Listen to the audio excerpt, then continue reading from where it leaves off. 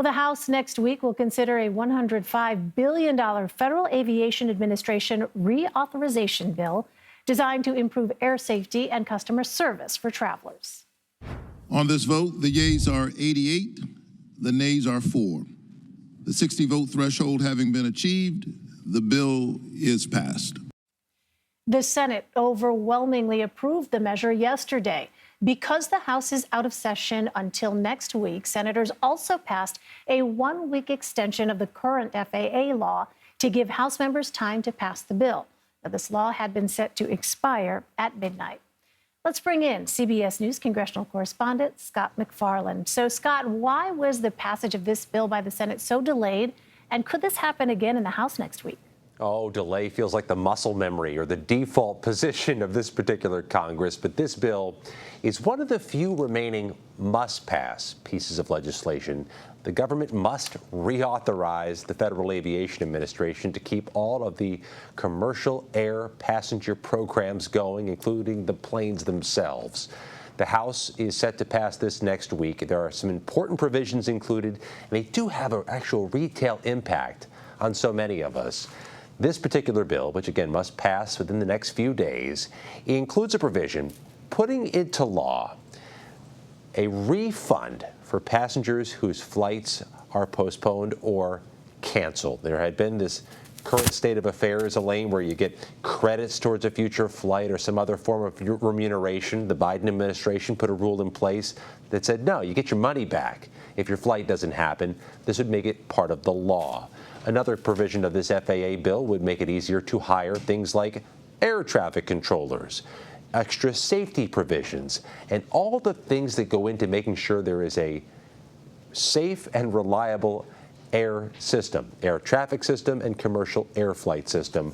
All that's in the bill, and it's one of those few must-pass things Congress has to do. And Elaine, they're running out of those things as we get closer to the election. Like a pretty significant piece of legislation.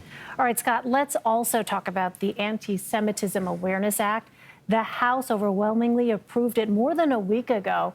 Scott, why has it not been taken up by the Senate yet? There are some thorny issues here. It involves federal regulations, it involves the U.S. Education Department, and it involves crystallizing or coming to a consensus on what anti-Semitism is.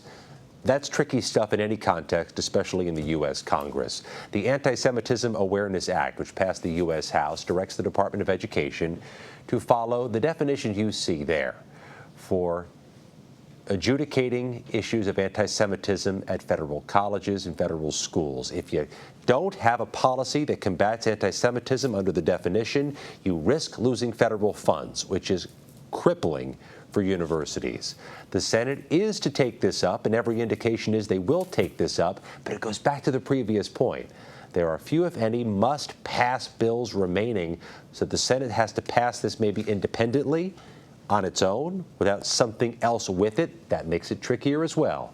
Any one objection can stall things out in the Senate, with time a-wasting and time dwindling before the end of this Congress. And finally, Scott, we're closing a week in which the current Speaker of the House faced an ouster vote. But unlike what happened last time, this Speaker survived it. Is Speaker Johnson's job now decisively safe, at least through the 2024 election? Oh, such a good question, because Democrats keep emphasizing when we talk to them, Elaine, we saved the Republican House Speaker for now from this challenge. They don't want Republican Marjorie Taylor Greene of Georgia, they say, dictating the trajectory of this Congress, so they didn't want to follow through with her threat to oust Mike Johnson. Doesn't mean he gets a hall pass for the rest of this Congress. And Ms. Greene, when we pressed her earlier this week, would not rule out trying again or supporting some other effort to oust Mike Johnson. Again, Elaine, the issue here is she says Mike Johnson cuts too many big deals with Democrats and isn't sufficiently supportive of his own party. All right. Scott MacFarlane in Washington for us. Scott, thank you.